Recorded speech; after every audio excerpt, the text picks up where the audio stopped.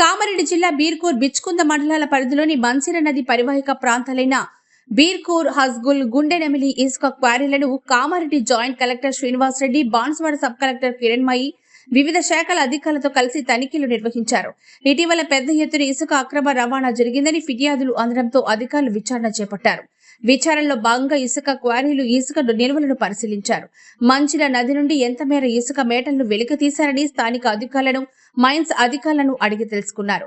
మంచిగా పరివాహిక ప్రాంతం నుండి రాత్రి వేళల్లో విచ్చలవిడిగా ఇసుక అక్రమ రవాణా జరుగుతుంటే మండల స్థాయి అధికారులు ఏం చేస్తున్నారని ప్రశ్నించారు. ఇసుక అక్రమ రవాణా చేసే వారిపై కఠిన చర్యలు తీసుకోవాలని ఆదేశించారు. గతంతో పాటు ప్రస్తుతం మంచిర నది పరివాహిక ప్రాంతంలో ఉన్న ఇసుక క్వారీల నుంచి అక్రమ ఇసుక రవాణా జరిగినట్లు ఫిర్యాదులు అందడంతో జిల్లా కలెక్టర్ ఆదేశాల మేరకు అధికారులు తనిఖీలు నిర్వహించారు. ఇసుక క్వారీలను పరిశీలించడం, విచారించడం జరుగుతుందన్నారు.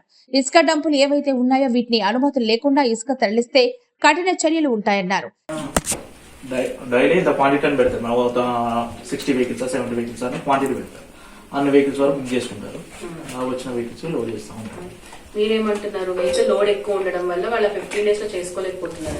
అంటే ఇది ఇప్పుడు రోడ్డు మీద ఇప్పుడు ఆగి ఉంటాయి కదండి, కొన్ని కంప్లైంట్లు వస్తాయి మనకి. ఏమనంటే చాలా వెహికల్స్ ఉన్నాయి ఇక్కడ అని చెప్పేసి వస్తాయి. అంటే అవి క్యూలో కూడా ఉన్న వెహికల్స్ కూడా ఉంటాయి అంటున్నారు. క్యూలో ఎక్కువ వెహికల్స్ ఉంటాయి అంటున్నారు. సో ఇది ఎన్ని అవర్స్ కి వ్యాలిడ్ ఉంటుంది?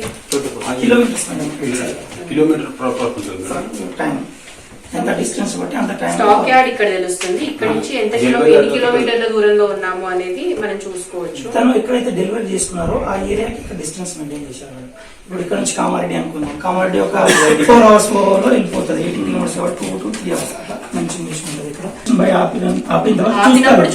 ఎక్కడి నుంచి వచ్చింది, ఎంత టైం పట్టింది, ఇంత లేట్ ఎందుకు అయింది, అక్కడ ఇన్స్పెక్షన్ వాళ్ళు ఆపిన దగ్గర బయలుదేరిన టైం ఉంటుందా ఇందులో?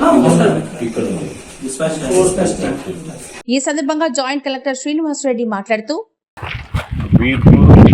రెండు మండలాలలో 2 రీచెస్ ని ఐడెంటిఫై చేసి మినరల్ డెవలప్మెంట్ కార్పొరేషన్కి ఇవ్వడం జరిగింది. అది అంతా అఫీషియల్. వీటితో పాటు ఒక సైట్లో పట్టా భూమిలో కూడా డీసిల్ట్ చేసుకోవడానికి అనుమతి ఇవ్వడం జరిగింది.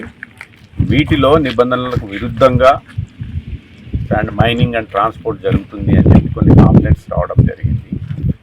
దానికి గాను మన జిల్లా కలెక్టర్ గారు, అడిషనల్ కలెక్టర్ గారు, నన్ను, తర్వాత సబ్ కలెక్టర్ మేడం, ఇతర అధికారులతో ఒక టాస్క్ ఫోర్స్గా అపాయింట్ చేసి ఎంక్వైరీ చేయడానికి ఆదేశాలు ఇచ్చిండ్రు. దాంట్లో భాగంగా ఈరోజు ఇక్కడ విజిట్ చేయడం జరిగింది. విజిట్ కూడా ఇప్పుడే చేసినాము. ఎంక్వైరీ కూడా ఇప్పుడే స్టార్ట్ అయింది. కొంత టైం పడుతుంది.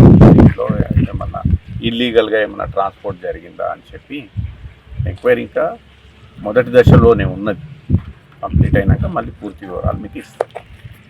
ఇసుక క్వారీలను తనిఖీ చేసిన వారిలో బాన్స్వాడ డీఎస్పీ సత్యనారాయణ, బీర్కూర్ తహసీల్దార్ లత, భూగర్భ గనుల శాఖ అధికారులు, సర్వేయర్లు, ఆర్డీ అధికారులు తదితరులు పాల్గొన్నారు.